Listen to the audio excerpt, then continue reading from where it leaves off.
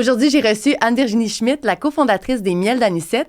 C'est une entreprise qu'elle a bâtie durant les 25 dernières années, mais qu'elle a vendue à l'automne 2025. Donc, vous comprenez que c'est une année charnière pour Anne-Virginie. Il y a plein de beaux projets qui se dessinent pour elle, puis elle va chapeauter ça sous le nom de Signer Vivi. Donc, on parle de pop-up culinaire, de livres, de conférences, de s'impliquer auprès des femmes en affaires. Bref, il y a vraiment tellement de choses qui vont se passer et qui se sont passées. Donc, c'est une conversation qui est hyper inspirante, qui donne des ailes. Je vais vous laisser sur cette magnifique conversation. Mais avant, je veux remercier mes partenaires Raisin Sélection et Pizzeria 900 d'allumer le feu dans la salle. Vous écoutez Feu doux avec Rose Simard. Cheers!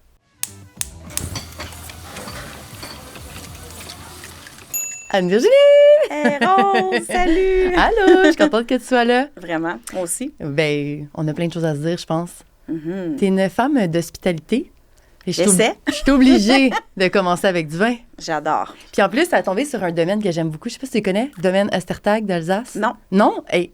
OK. Ça va aller bien avec la cuisine au miel, je pense. On découvre quelque chose de beau. Ah oui, un beau blanc, un On beau commence en pinot douceur. d'Alsace. Oh, j'aime ça. J'aime ça. Je te sers ça. Bing, bang, boum. Santé? Santé. Bing,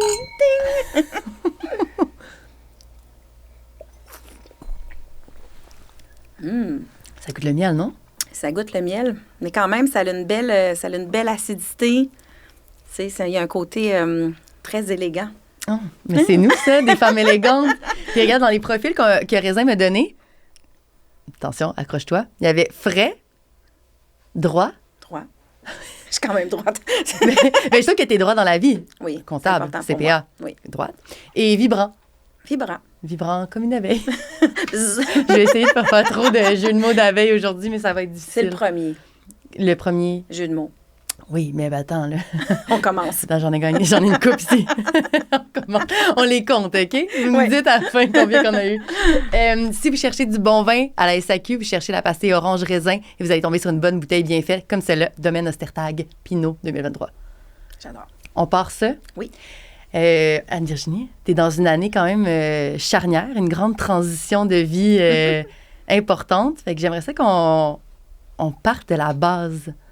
On retourne en arrière, puis tu me dis de où tu viens, comment ce projet-là de Miel d'Anisette a commencé, puis comment il a fini aussi. On va tout voir ça ensemble. On va tout voir ça ensemble. On remonte quand même 25 ans, Rose. Oui. Donc, ça trahit mon âge. Première chose, ça trahit mon âge. Bon, elle n'a pas 25 ans. Non, c'est dit.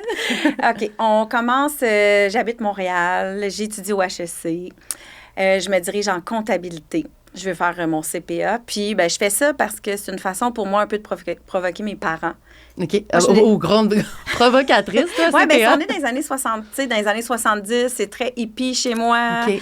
Je vis quand même dans quelque chose de très désorganisé. Puis je me dis, je pense que j'ai une fibre entrepreneuriale. Je la sens qu'elle est là. OK. Mais j'ai besoin d'une certaine droiture. Comme tu as dit, j'aime les mathématiques. Il y a beaucoup de choses qui m'appellent dans tout cet univers-là de la gestion, de la comptabilité. On dirait que je sais que ça va être utile pour moi. Mm-hmm. Fait que oui, j'étudie au HEC, je termine mon CPA, puis là, je travaille au centre-ville, McGill College Sainte-Catherine, chez KPMG, 17e étage.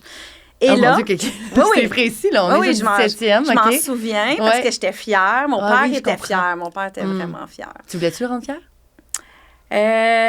Non, mais je pense que, tu sais, j'ai toujours eu le désir quand même de réussir. Tu sais, j'étais une personne j'ai toujours travaillé fort. Tu sais, pour moi, c'était pas gagné d'avoir des notes, c'était pas gagné. Moi, je suis une travaillante. J'aime ça travailler. Mes parents m'ont quand même transmis les valeurs du travail.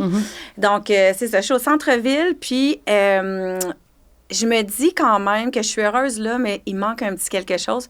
Et là, à tout hasard, dans un michoui familial... Un michoui? Un michoui familial, mon frère a un ami qui arrive. Et c'est Anisette Desrochers. C'est là que je le rencontre.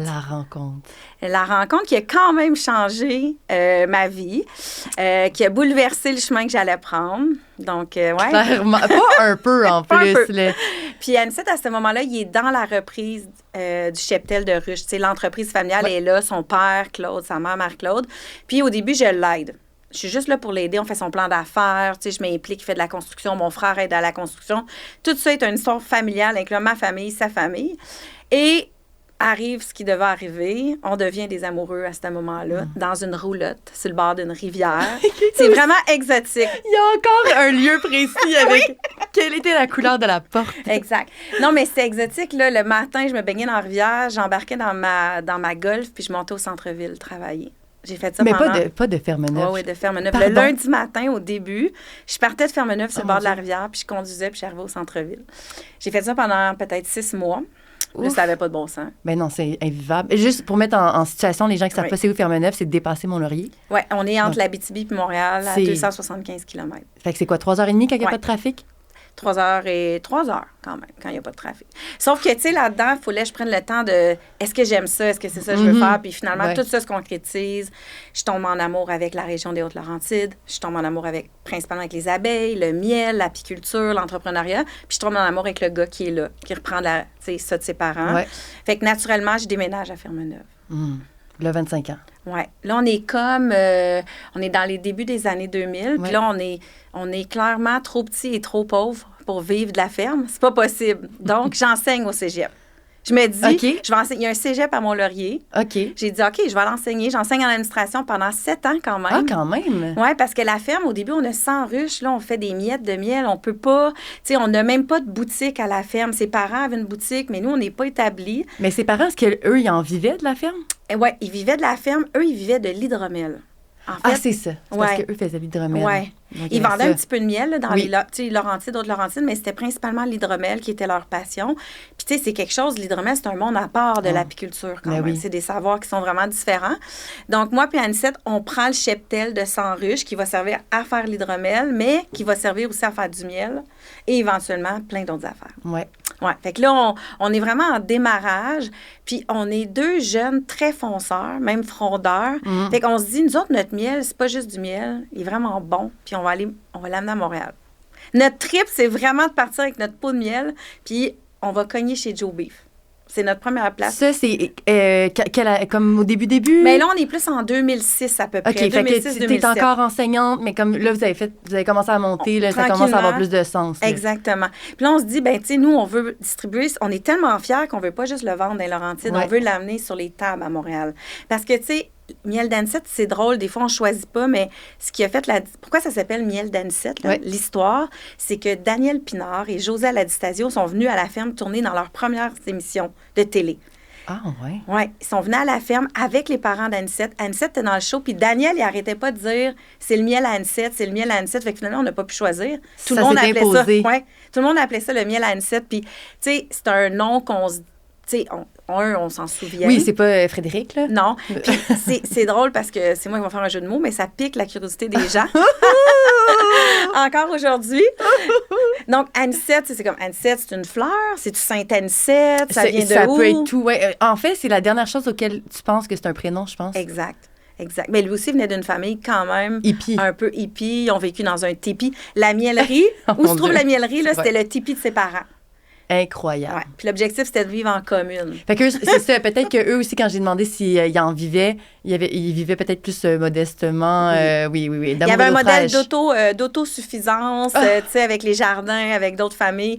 Mais ses parents avaient quand même une rigueur. Il y avait vraiment une rigueur au travail. Puis c'était des artisans qui travaillaient déjà super bien. Tu sais, il y avait cette notion-là du goût, de la qualité, du raffinement au niveau du produit. En fait, je pense que dès le départ, j'ai compris l'importance de la qualité du produit. Puis ma touche à moi chez Miel d'Anicette, ça a été vraiment... Tu sais, la marque, puis l'enveloppage. Puis, tu sais, quand on est parti chez Joe Beef, là, on était fiers déjà. On avait choisi un pot, on avait mis une étiquette qui n'avait pas l'air, tu sais, avec des fleurs. Oui, c'était pas le champêtre. C'était pas champêtre. Non. C'était déjà avec une certaine... Il y avait un côté contemporain. Ouais. Puis, on est arrivé comme... On a cogné, puis on a dit, on a du miel à vous faire goûter. Tu sais, à Dave puis Fred. Eux autres sont habitués d'avoir des producteurs de vin, mettons, qui arrivent. Bien, on va faire goûter votre clôture avec ton miel. Oui, puis là, ils sont comme, du miel, c'est du miel. Tu sais, c'est pas comme si extraordinaire. Ouais. Puis là, Anicette dit, ben non, du miel, c'est comme une bonne huile d'olive, c'est comme un bon vinaigre. Tu sais, un miel d'été, c'est comme ça peut être comme un cépage. Fait que finalement, les gars goûtent le miel. Ils sont comme, c'est vrai, ça goûte vraiment bon, puis c'est différent. Puis là, on part de chez Joe Beef, puis on va cogner chez Martin Picard. Puis on va, tu sais, on cogne aux portes importantes qui nous donnent de la confiance. Les gros noms de la restauration. Ouais. Puis, tu sais, là, vous arrivez avec cette idée-là du miel, mais est-ce qu'on en parle du miel à cette époque-là? Pas tant. C'est une bonne question. Tu sais, le miel, dans ces 25 ans passés, l'ourson est très présent, mais aussi les miels... le petit nounours. Le petit nounours, squeeze. Oui, qui reste pris dans la bouteille. Exact. On est plus dans les miels commerciaux, tu sais, qui sont sur les tablettes des supermarchés. On n'est pas dans des régions du Québec, on va chez l'apiculteur chercher du miel, mais on n'est pas encore tout à fait dans le produit du terroir. Fait que dans le fond, quand Daniel Pinard puis José sont allés, c'était peut-être déjà comme une première mise en bouche de parler de miel, mais... Ça s'était pas rendu genre au gars de Joe Beef de Montréal, ils cherchaient pas à trouver le meilleur miel. Là. Non, tout à fait, exactement. Puis, tu sais, même encore aujourd'hui, il faut encore expliquer les différents miels. C'est pas gagné parce que la culture ici, c'est sur le sirop d'érable. C'est notre produit chouchou, c'est le sirop d'érable. Puis on commence à adopter le miel, puis on commence à faire vraiment des bons miels au Québec, puis ça commence à être sur la map de la gastronomie. Mais c'est un peu à cause de votre travail. On peut dire ça quand même. Je pense qu'on a été pionniers d'une une modernisation. Modernisation. Bing, bing. On a été les pionniers d'une modernisation du miel. Je pense parce que par l'étiquette, parce comment on l'expliquait.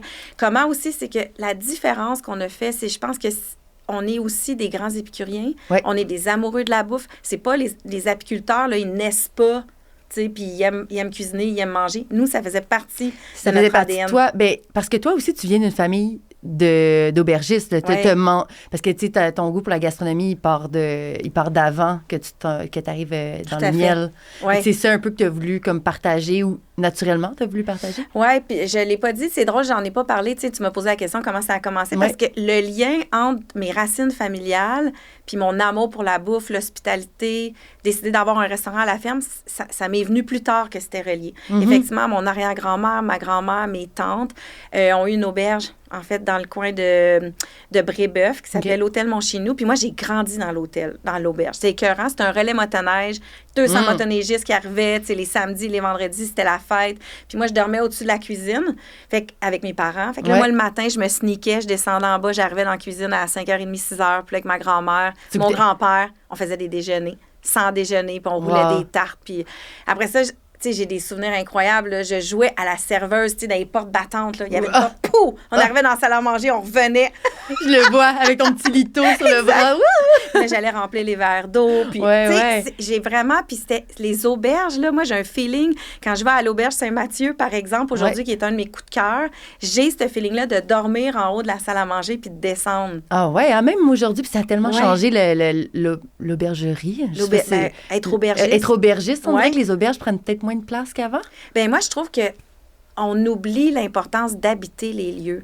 Tu sais, que les propriétaires habitent les lieux. On le sent dans certains restaurants de Montréal quand c'est habité par les propriétaires. Puis c'est ça aussi le modèle des hôtels. On revient à ça avec les boutiques hôtels. Pensons à Pinot Hôtel dans le coin de Sutton, où est-ce que c'est habité, on arrive là, on est pris en charge, on veut être sûr qu'on est bien. Tu sais, on répond aux besoins. Parce que mes grands-parents, c'était ça aussi. On connaissait chaque client, leurs habitudes. Tu sais, mon grand-père, là, il était incroyable. C'était un chasseur. Puis là, il accueillait les chasseurs, les pêcheurs. Puis tu sais, il savait le petit cocktail qui allait être amené à tel client. Quel scotch il boit, puis tout ça. Exactement. Il mettait des l'hospitalité, pièces. Là. Oui, puis il mettait des pièces à la table de poule, tu sais. Fait que là, les clients pouvaient passer, tu sais, comme les bons clients pouvaient jouer une game gratuite. Mais c'était pas une pièce, ça devait être 25. Ah ben, oui, mais là, c'est plus qu'une pièce. Exact. Fait que tout ça pour dire que, oui, mes racines, en fait... T'étais une bonne vivante de nature. Oui. Puis j'aimais les gens, j'aimais accueillir, j'aimais jaser avec les gens. Puis je pense que ça a été ça, l'approche client de Miel d'Anisette, le service, la façon dont rencontrer chaque client qui vient à la ferme.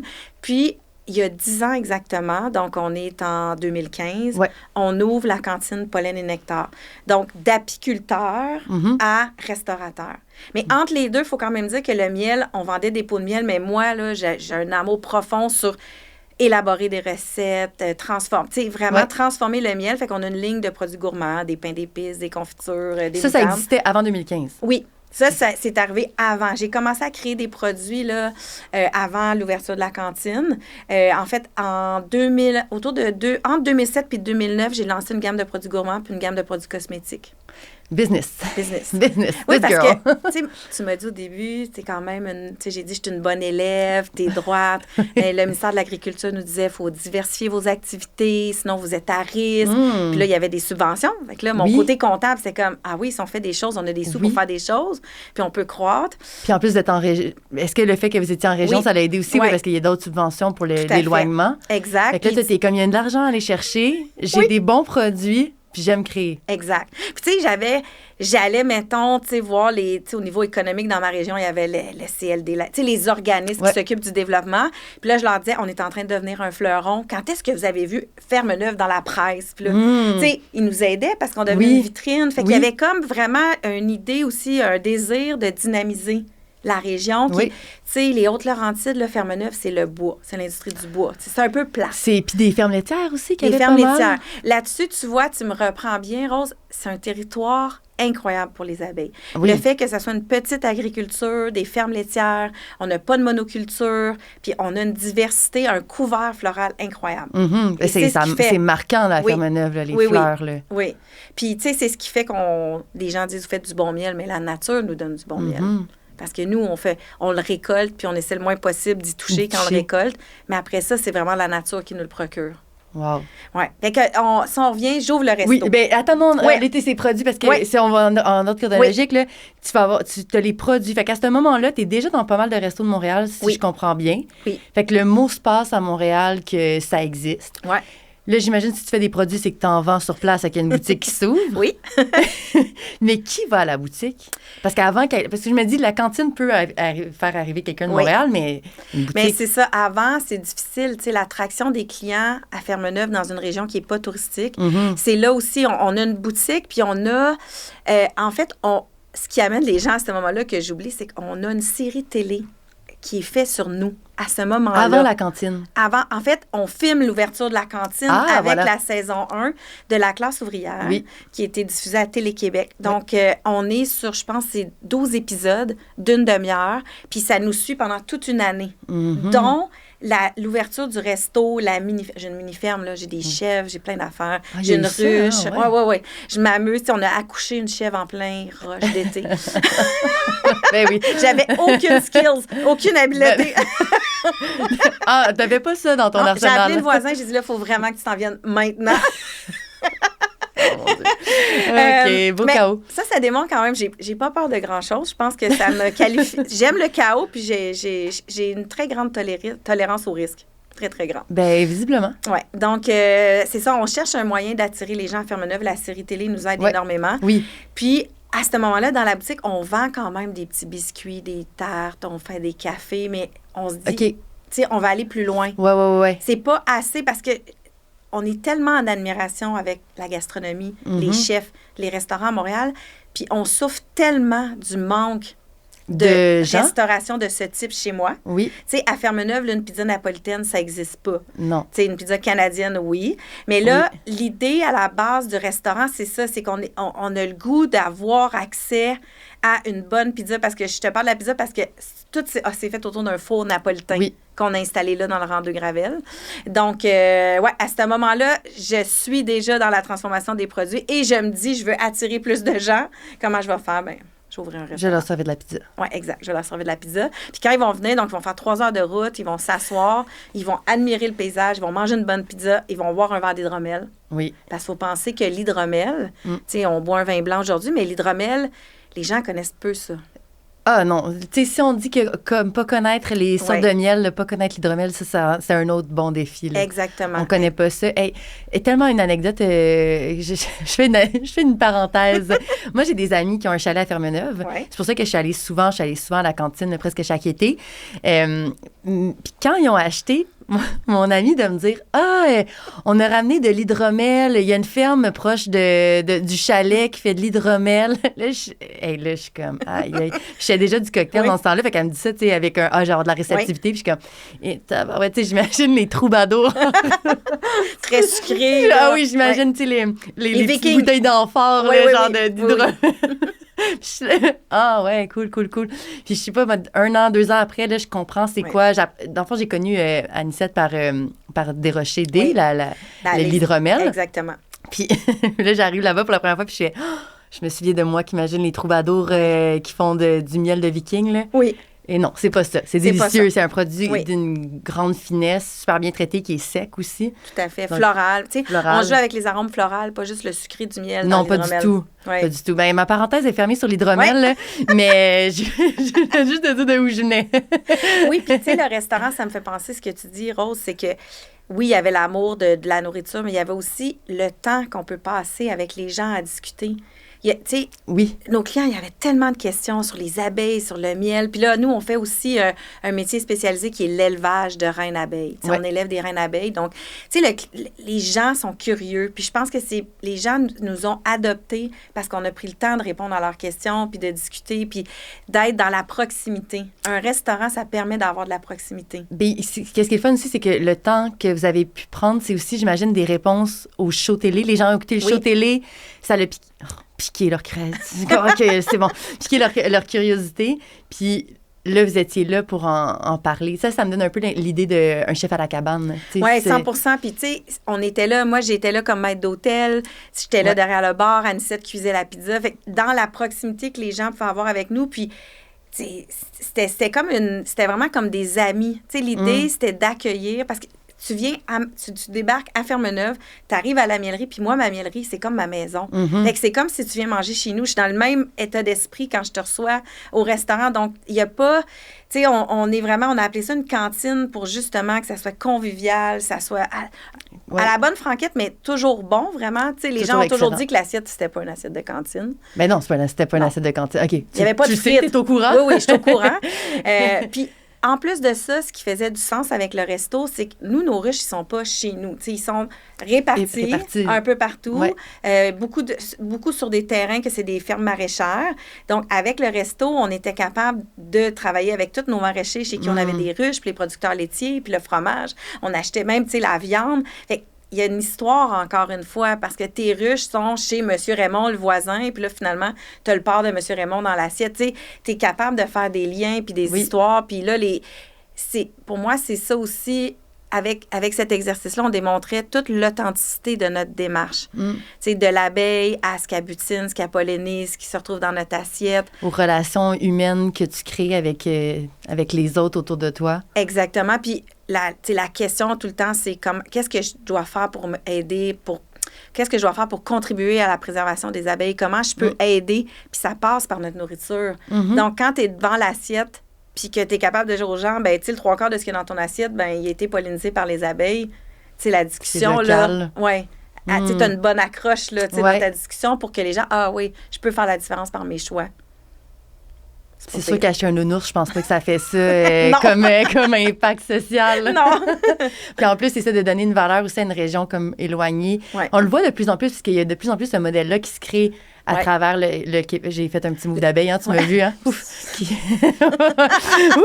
Mais ce modèle-là se réplique, mais c'est quand même avant-gardiste de l'avoir fait le 10 ans. Oui, bien les tables fermées. Tu sais, on a eu des tables champêtres à un moment donné, puis là, c'était plus comme chez les gens, 12 places assises. Tu sais, après ça, puis là, il y a eu les cabanes à sucre. Tu sais, les cabanes à sucre, c'est devenu des modèles où on allait manger quand même. Oui, mais cabanes à sucre, est-ce qu'on a quand on se fait servir, est-ce qu'on c'était vraiment Non.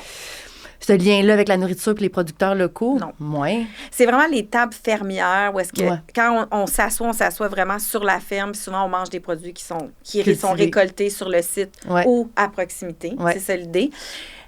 Je te dirais que, tu sais, je te partage beaucoup les aspects positifs du restaurant. Ah, mais on attend les aspects négatifs. Mais c'est pas tant négatif que, tu sais, notre travail, c'est d'être apiculteur. Oui. Puis ouvrir un restaurant à même une saison apicole, c'est quand même un défi. Parce que, c'est comme si tu ouvres une nouvelle entreprise à chaque été, puis tu veux maintenir un espèce de standard. Tu sais, nous, là, c'est important, tu sais, c'est miel d'anisette, il faut que ça soit à la hauteur de miel d'anisette. Fait que moi, ma pression, là, est ici. Puis à chaque été, je dois faire une nouvelle équipe. Oui, c'est ça. Parce que les gens qui travaillaient pour nous arrivent de Montréal, sont logés dans une maison à côté. Puis là, t'ouvres, puis t'es plein pendant tout l'été. Oui, parce que les réservations ouvraient en mai, puis c'était maintenant ou jamais. Oui. Fait que c'était vraiment un buzz, tout ça. On avait vraiment du plaisir, mais c'est tellement de travail. De job. Surtout la grosse job, surtout quand tu as ça vraiment à cœur. Puis tu veux que tout soit parfait. Tu veux pas te tromper. Puis même si tu fais un grilled cheese, il faut qu'il soit parfait, ton grilled cheese. Ben c'était quand même... Tout ce que j'ai mangé a toujours été comme incroyable. Puis à la hauteur des tables que tu as nommées, que tu étais allée voir pour le miel. Fait que je suis comme... Mais je comprends la pression qu'il y a avec ça parce que c'était pas toi qui faisais à manger tout le temps non plus. Là, tu veux un chef à la hauteur des plus grands. Il faut qu'il se déplace à Fermeneuve. Vous avez eu beaucoup de chefs invités, hein? Oui, on a eu plusieurs chefs invités. On en a qui, tu sais, Jonathan Burboom, le chef qu'on a eu, pas cette saison, mais les saisons auparavant, là, pendant 3 saisons, il est resté avec nous. Puis c'est un gars qui avait travaillé à la salle à manger il y a longtemps. Il était une institution quand même, là, 15-20 ans passés. Il avait vraiment beaucoup d'expérience. Ouais. Puis John, par hasard, sa blonde était de Fermeneuve. Là, un village à côté de Fermeneuve. Fait qu'on a eu la chance de l'avoir avec nous, puis ça a fait vraiment toute la différence. Là, on a atteint un niveau, là, les 3 années qu'il était là, c'était incroyable. C'était fou. Oui, vraiment, on a été capable de mettre dans l'assiette des choses, tu sais, comme si on avait un restaurant ouvert à l'année. Puis les clients, c'est ça a marqué parce que les gens, maintenant, faisaient l'aller-retour de Montréal pour venir manger à Fermeneuve. C'est quand même incroyable. Ouais, quand même incroyable. Vraiment. Mais la pression, puis le travail. Puis, tu sais, je pense que aussi aujourd'hui, la cantine, c'est ça qui attire. Tu sais, tu m'as dit au début, qu'est-ce qui attire les gens à Fermeneuve? Bien, dans le fond, la cantine aujourd'hui attire les gens à Fermeneuve. Ouais. Oui, mais c'est un stand-alone, la cantine. C'est vraiment comme aller manger. Puis tu as même l'expérience. C'est rare, quand tu habites à Montréal, que tu t'assois en plein milieu, genre des verges d'or, puis que tu as des abeilles qui butinent quand tu manges. Il y a quelque chose de bucolique qui fait en sorte que, oui, ça te tente de le faire le 3 heures. Puis en plus, quand tu manges, ça suit ton 3 heures de route. C'est à la hauteur du 3 heures de route. Là, 100%. Fait que, oui, puis c'est une cantine, c'est un pavillon à l'extérieur. Justement, tu entends les abeilles, tu es dans le champ de fleurs. Puis, tu sais, c'est aussi ça le défi, c'est que tu ouvres ce restaurant-là, tu n'as pas des moyens. Tu sais, moi, je faisais les ventes de garage, là. Tous les printemps, c'était une grosse vague de ventes de garage pour acheter pour acheter de la vaisselle. Tu sais, il faut que tu t'installes avec un... Tu es juste souvent 9 semaines, fait qu'il faut que tu sois créatif. Puis tu veux encore... Bien, ça me ressemble, les ventes. Tu sais, moi, les choses, pas pareilles. Un peu déconstruit. Un peu de couleur, un peu de sobriété, un petit mélange. Mais c'est ça, ça faisait le look, là. Oui. Fait que dans l'histoire de Miel Anisette, les derniers 10 ans, ça a été beaucoup... La cantine. La cantine, qui est venue comme s'annexer à la marque Miel Anisette. Puis là, ben on a travaillé, on a gagné le cœur de beaucoup de gens au Québec. Puis on est arrivé à 25 ans d'existence. Tu sais, cette année, ça fait 25 ans. 25 ans. Oui, qu'on existe. Ça va vite. Très vite. Très vite, quand même. Très vite. Puis il y a une énorme fierté là-dedans. Puis moi, Anisette, on a toujours resté très, très collé sur notre marque. Tu sais, tous les choix qu'on a faits pour le restaurant, pour la ferme, on faisait ces choix-là comme si c'était des choix personnels. Mais c'est des choix personnels. Oui. Mais tu sais, même une couleur d'une étiquette. Ouais. Mettons que moi, là, j'aime pas ça, le vert lime. Je veux pas... Même si mes designers me disent, on va faire une étiquette vert lime, je dis, ben non. Ça me ressemble pas. Pour moi, Anisette, je pense que c'est ça qu'on a bien réussi. C'est qu'on est toujours resté fidèle à nous-mêmes à travers toute la construction. T'as jamais eu un moment où tu as vu ça comme une business au-delà de toi? Ça a toujours été comme tes affaires personnelles. D'ailleurs, le nom des produits cosmétiques, c'est le nom de ta fille. Mélia. Mélia. Donc, exact. Ça aussi, c'est... Il n'y a pas plus personnel que d'appeler la marque le nom de sa fille, tu sais. Oui. Oui. Je sais pas pourquoi, en fait. Je me souviens même pas pourquoi on est arrivé à le nom de la marque Mélia. Mais je pense que Mélia, en fait, je le sais un peu parce que ça veut dire aussi mellifère. C'est ça, ça vient de...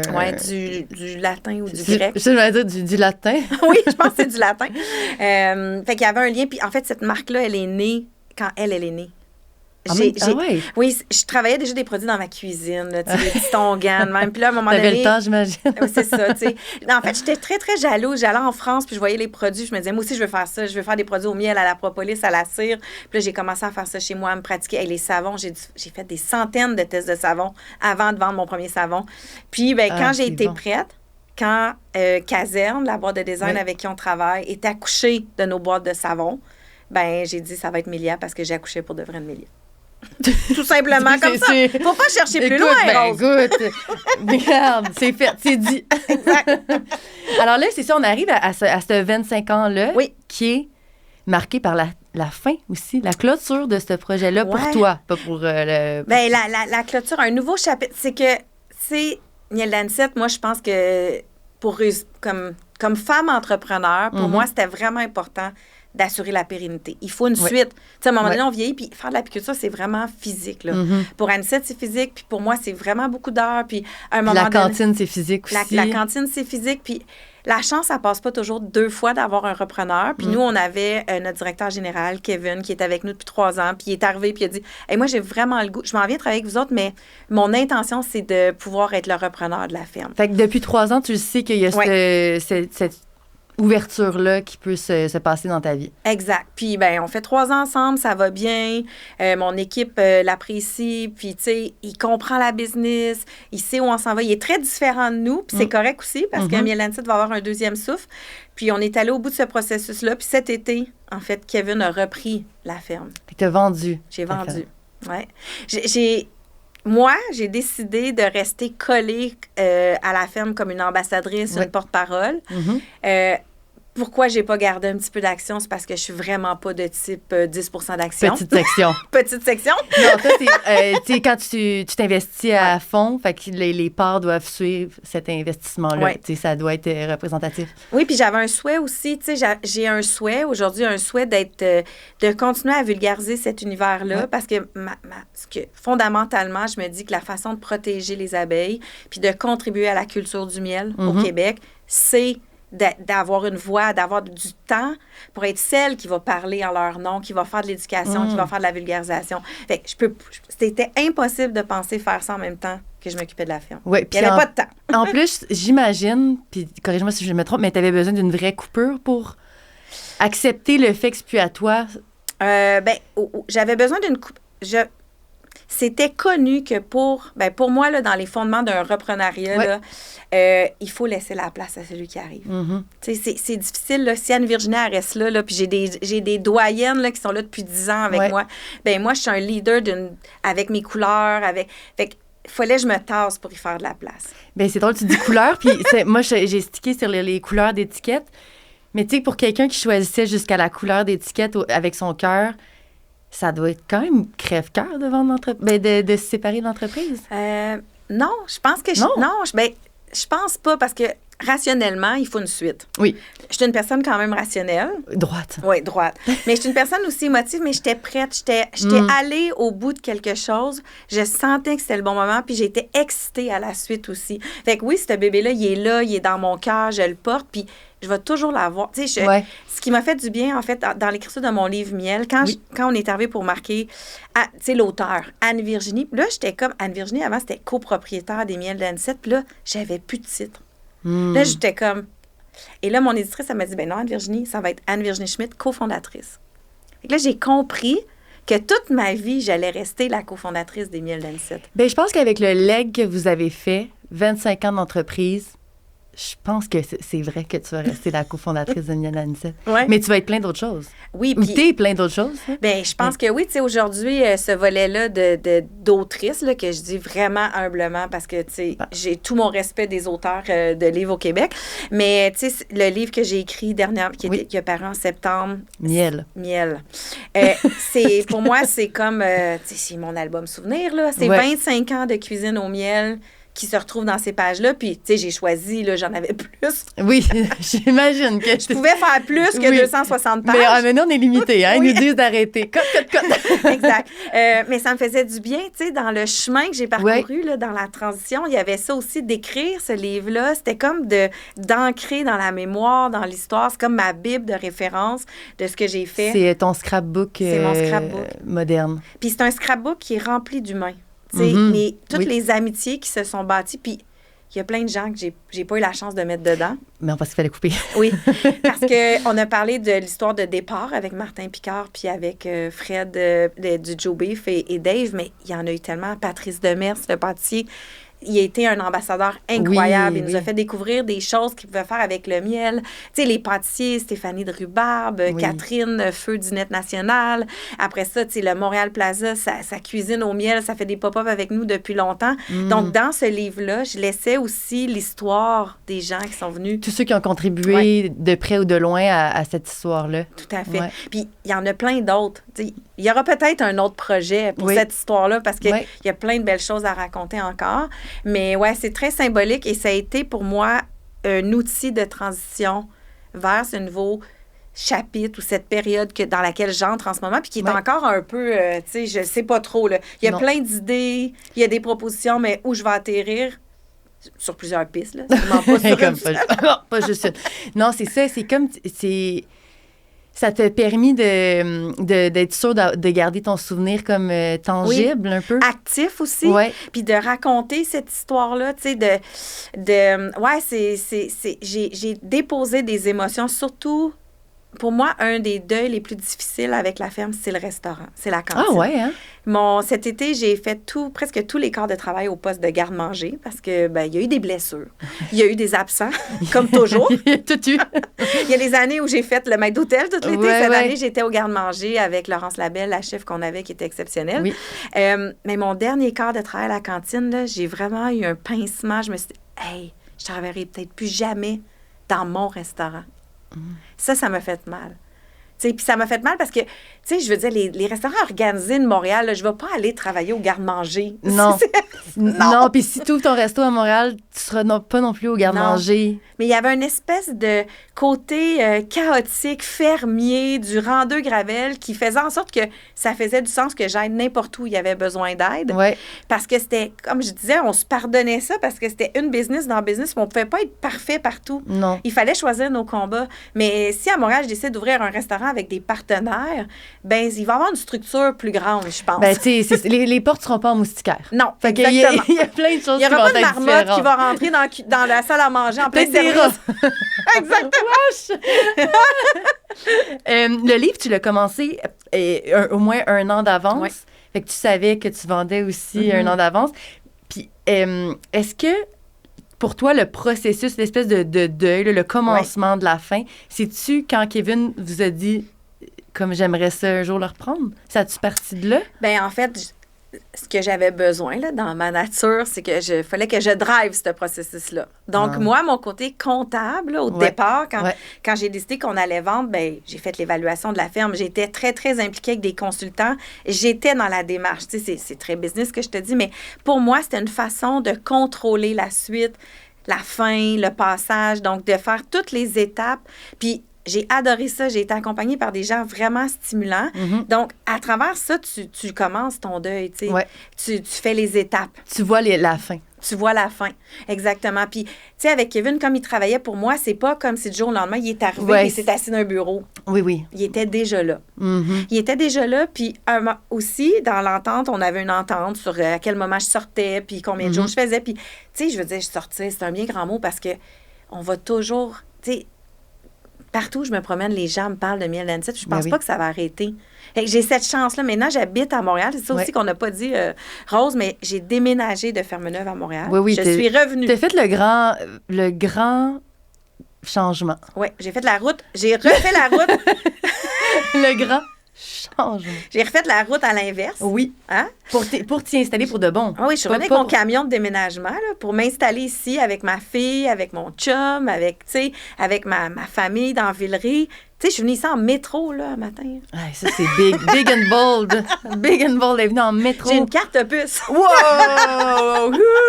Non, mais ça a l'air de rien, mais quand même, tu habitais à Fermeneuve, tu travaillais sur un rang. Non, mais Fermeneuve, c'est comme 2-3 000 habitants, c'est tout petit. C'est un changement de vie complet. Oui. C'est comment de changer de vie complètement? Bien, tu sais, je suis encore dans l'adaptation de tout ça. Là. C'est ça. J'adore Montréal. J'ai toujours aimé Montréal. Je revenais à Montréal à toutes les 2-3 semaines. Là, aujourd'hui, c'est de me réurbaniser dans mes habitudes, dans ma routine. Donc, le métro, ça a l'air banal, mais c'est quand même quelque chose de ne pas te déplacer en véhicule, parce qu'à Fermeneuve, il n'y a aucun transport en commun. On s'entend même dans toute la région des Hautes-Laurentides. Donc, les habitudes, puis bon, c'est sûr, ce qui va me manquer, c'est le lac, c'est la nature, c'est... la paix d'esprit. La paix d'esprit, le son, les oiseaux, tout ça.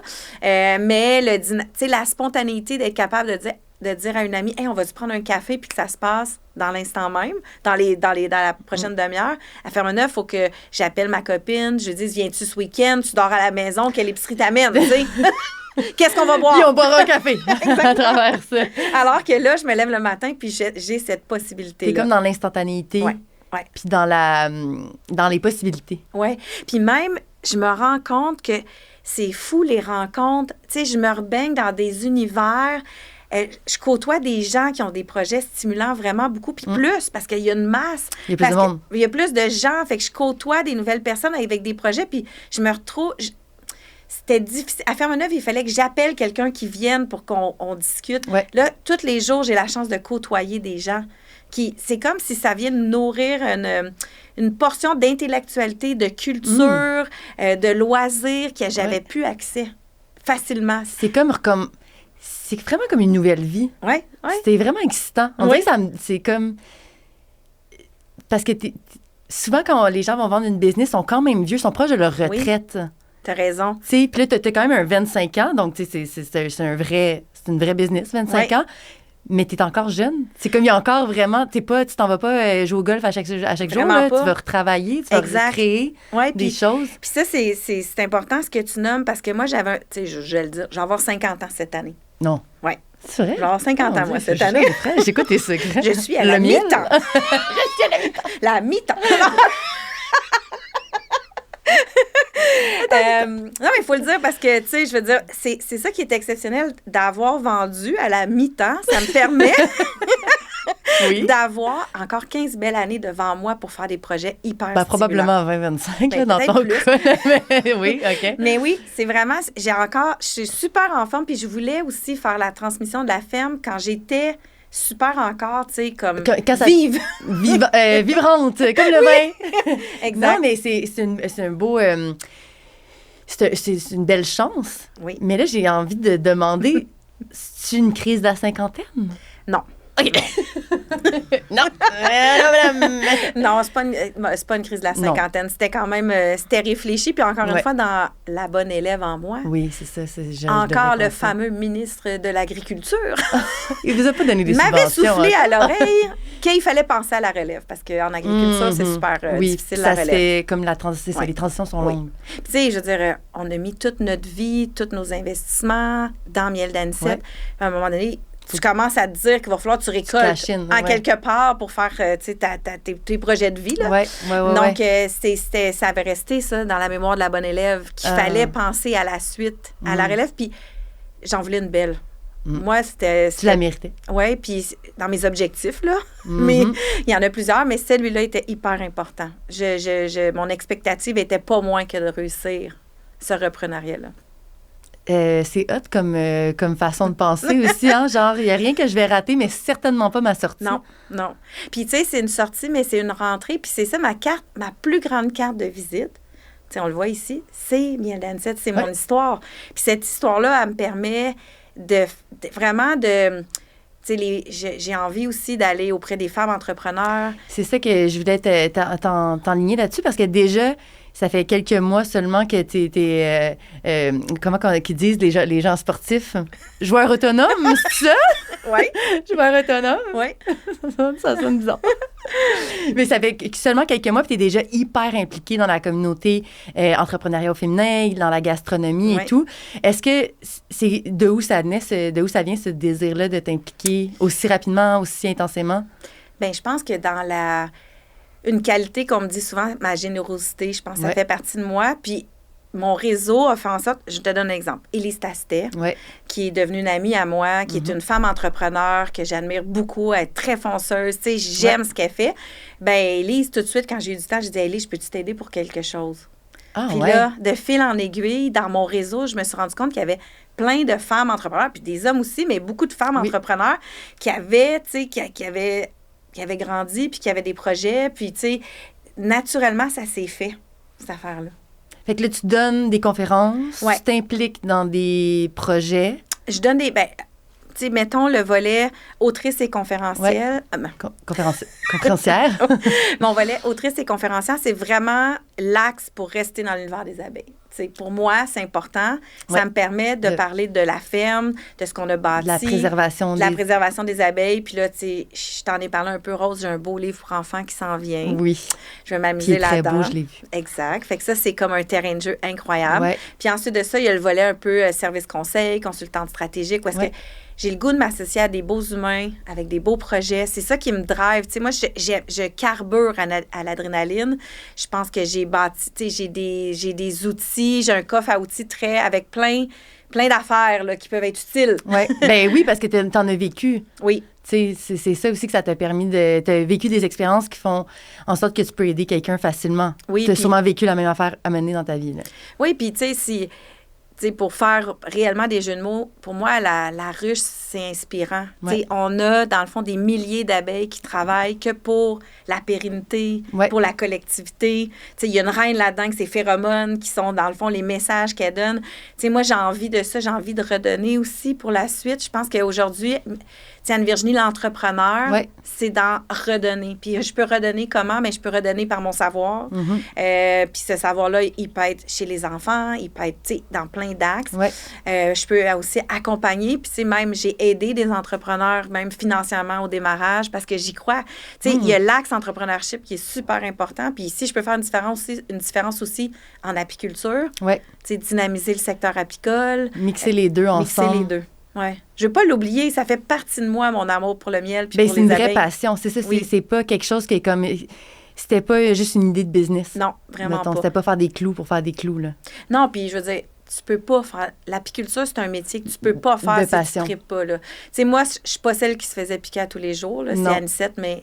Tu sais, quand tu as 100 piqûres par jour, là, t'aimes vraiment ce que tu fais. Ah, ouais. Ouais. Ou t'es addict. Ouais. T'es addict à te faire piquer par des abeilles. Oui. Puis, tu sais, j'ai eu la chance d'avoir un partenaire. On était vraiment un bon duo. Moi, Anisette, très complémentaire.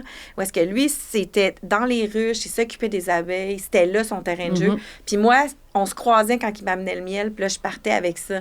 Tu te transformais. Oui, puis j'aimais aussi beaucoup toute la commercialisation, toute la stratégie de la marque, l'emballage, les étiquettes, mais aussi tout le développement des processus. Comment on fait pour faire pas juste faire 20 pots de confiture par jour, mais qu'on va en sortir 500 par jour. Tout se questionner là-dessus, puis se faire aider, puis la machine, comment elle marche. Tous les processus. On dirait qu'on oublie ça des fois avec des fermes apicoles. On est comme très dans le wow. Dans le folklore. Oui, dans le folklore, exactement. Mais c'est une business derrière avec des besoins de business. C'est pas juste bucolique. Non, parce que, nous, on a 1200 ruches. Donc, on fait à peu près 100 000 livres de miel par année. Donc, c'est à peu près 100 000 pots de miel à vendre. Tu peux pas juste vendre ça. 100 000 pots de miel? Oui.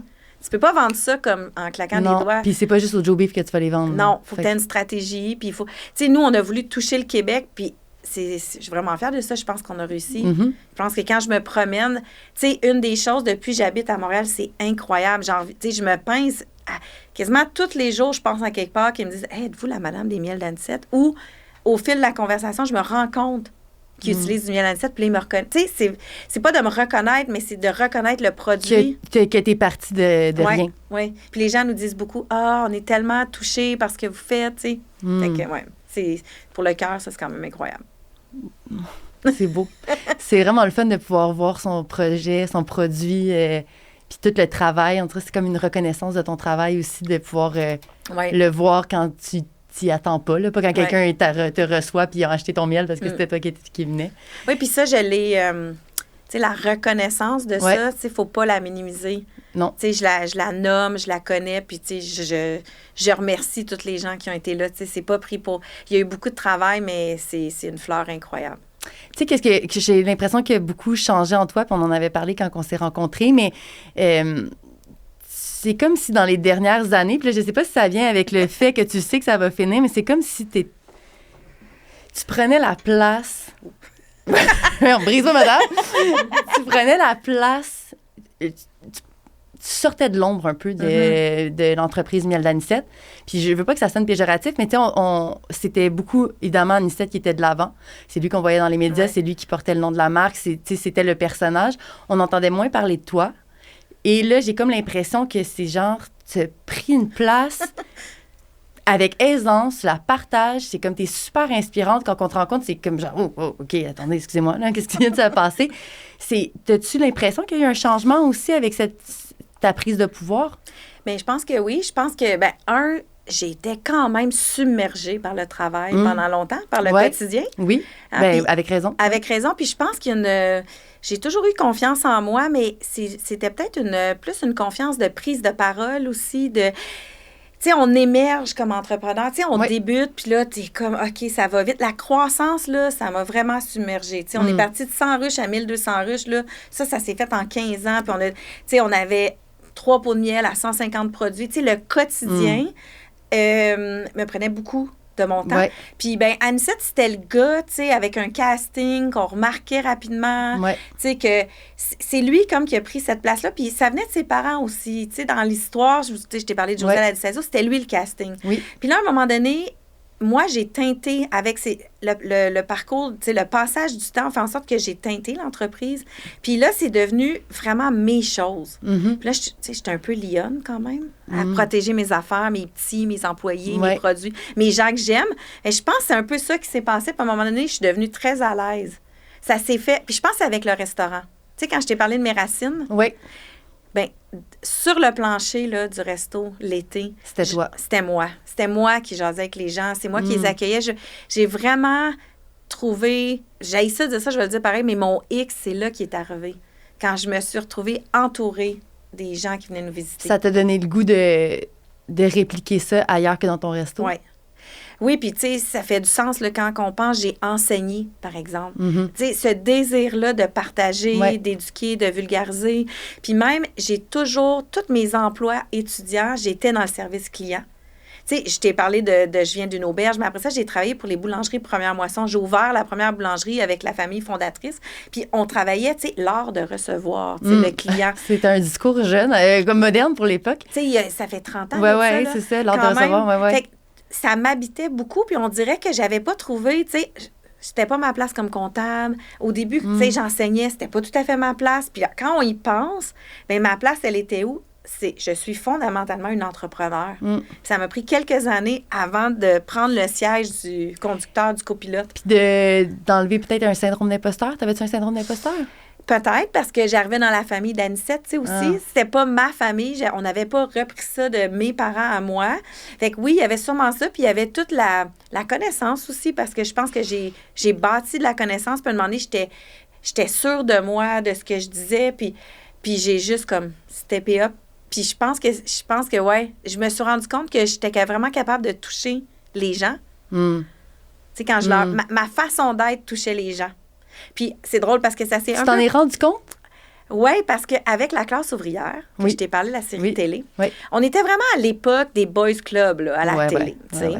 Fait que là, nous autres, les filles, c'était tough. Là. T'imagines, là, on filme, là, puis là, t'as les gars d'un ruche avec les nets, les abeilles. Oui, puis ils sont beaux, là, tu sais, ça, puis ça là, look. nous, on est au néon à l'intérieur. Puis on fait à manger, puis on fait des savons. Exactement. Tu sais, c'était difficile, mais après que les gens aient écouté la série, il y a un public pour 2 types de personnages. Puis là, j'ai senti ça, les gens me disaient, Anne-Virginie, tu sais, on t'aime assez dans l'épisode. Tu sais, toi, t'es comme, tu nous rassures, t'es là, tu sais, t'es moins folklorique qu'Anicette, mais tu viens mettre des mots juste sur des affaires. On comprend que la business, ça roule à cause qu'il y a quelqu'un comme toi derrière. Puis c'est ça qui a été le déclic. Que j'avais mon rôle, ma place, puis que, tu sais, j'allais créer de l'attachement à la marque par ma personnalité.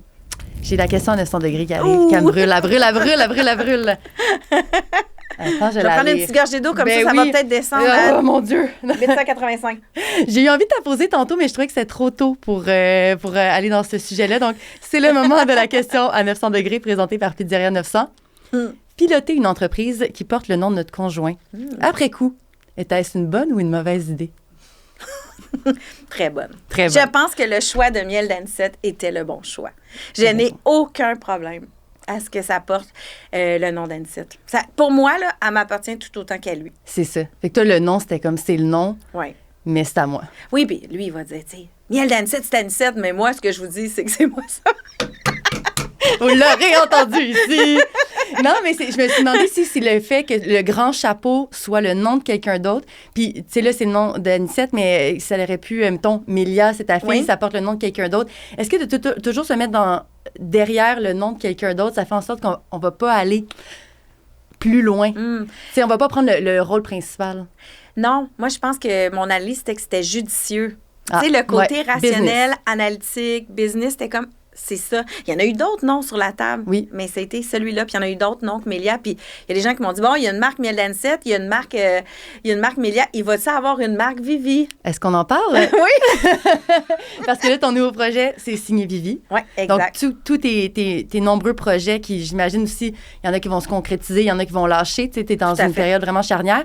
Mais tout ça va être chapeauté sous signé Vivi. Donc, tous tes projets, on va pouvoir te suivre avec ce nouveau chapeau, qui est ton nom. Qui est mon... Oui, beaucoup de gens m'appelaient Vivi. Tu sais, ça a été Anne-Vie, ça a été Vivi. Puis là, c'est tellement ancré. On va chez Vivi, tu sais, quand ils parlent de venir au resto, on va demander à Vivi. Tu sais, je participe à plein de projets. Puis je me suis dit, j'ai créé cette entreprise-là en même temps que j'ai lancé le livre Miel. Ouais. Donc, puis c'est drôle parce que avec le miel, avec le livre, je donnais un pot de miel que je signais Vivi. Fait que je disais, ça fait son thé. J'ai pas cherché plus loin. Non, ça venait naturellement. Ça venait naturellement. Puis, tu sais, tantôt, ta question à 900 degrés, en fait, je l'ai pas vu venir parce qu'il y avait pas de lien entre Miel d'Anisette, Melia puis signé Vivi. Mais quand on y pense, peut-être que, tu sais, dans le...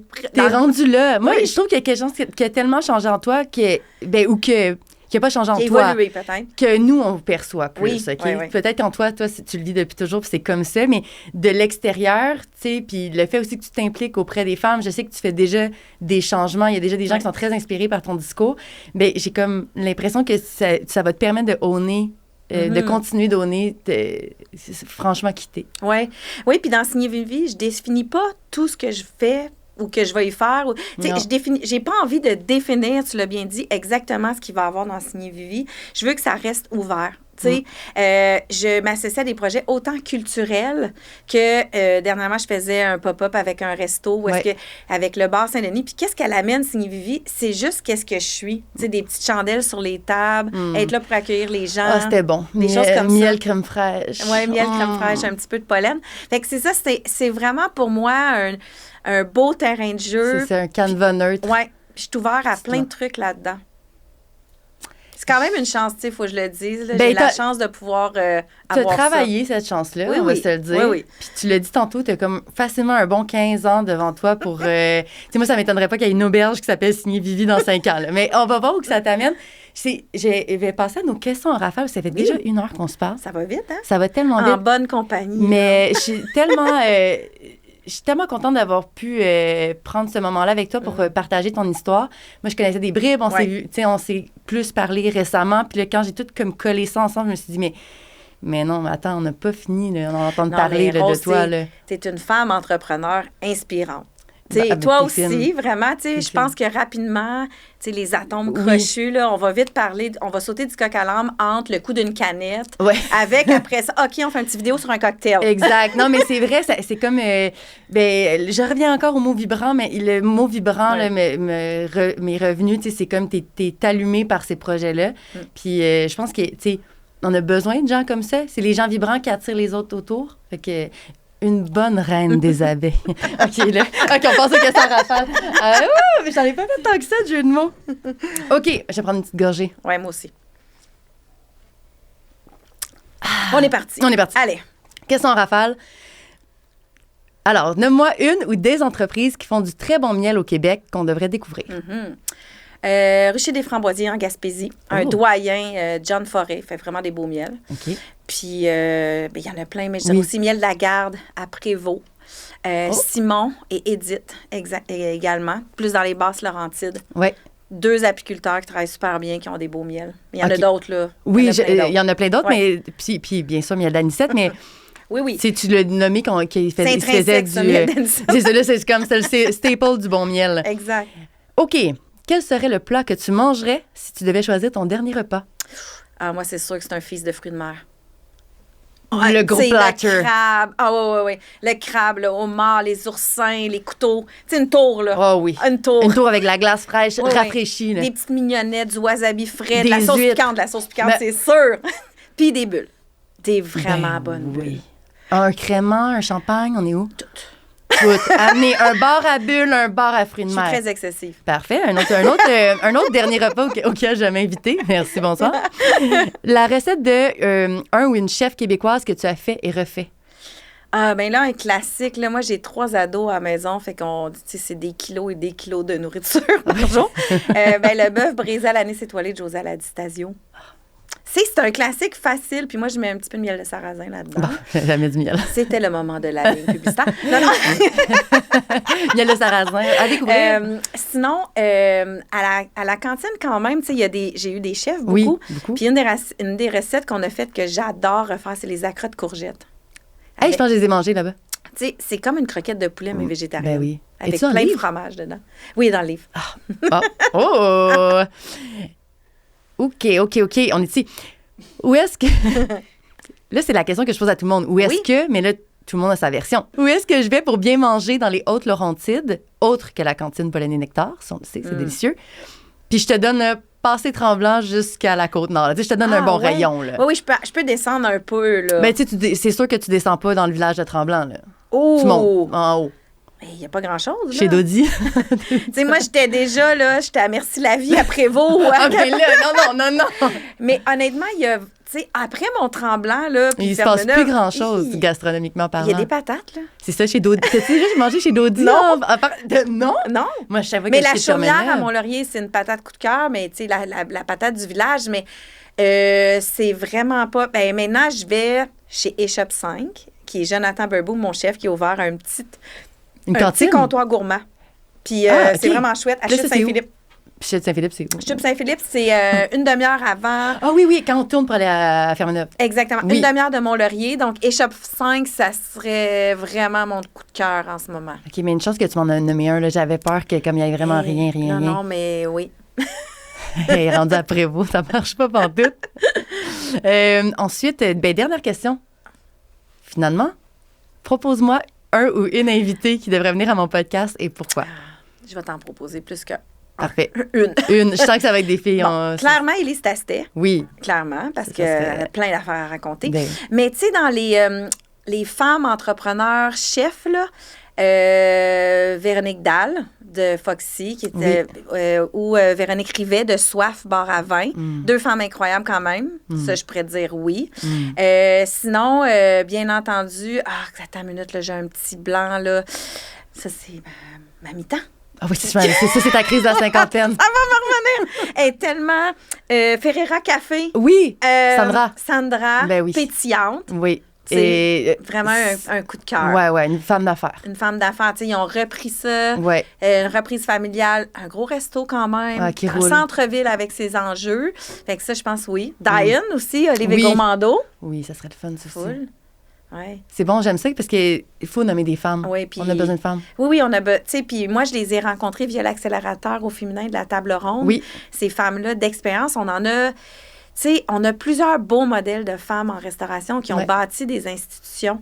On les connaît pas beaucoup. Bien, c'est ça. Les femmes prennent moins de place que les hommes ou on leur donne moins de place. Je sais pas, ça sera une étude anthropologique à faire. Mais pourtant, c'est pas parce qu'il y a moins de succès au féminin. Là. Non. On est moins chauvines. Oui. Bien, on prend peut-être plus notre temps pour prendre notre place. Ah, il va falloir que j'attende à 50 ans. C'est une joke, je suis tellement d'amie. Comme tu sais, il y aurait sûrement des belles anecdotes avec Cheryl Johnson, quand même, qui est l'associée de Charles-Antoine Craig. Tu sais, il y a des choses à raconter. Et on se met toutes dans une salle, on se passe le micro, puis on raconte tout. Exact. Vivi, je t'appelle Vivi. Oui, Vivi. Merci infiniment d'être venue. On te suit sur tes médias sociaux. Dis-le parce que je veux pas que ce soit... C'est plus signé Vivi. Anne-Vie. Bien, ça va devenir Signé Vivi, là, mais tu sais, je suis désolée, je suis en transition encore.